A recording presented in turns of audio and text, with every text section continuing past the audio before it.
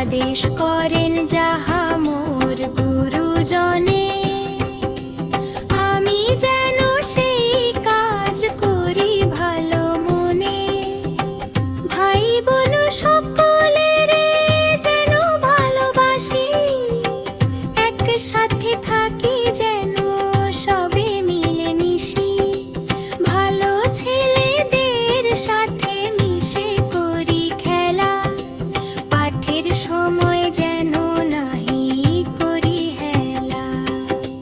সুখী যেন নাহি হই আর কারো দুঃখে, মিছে কথা কভু যেন নাহি আসে মুখে।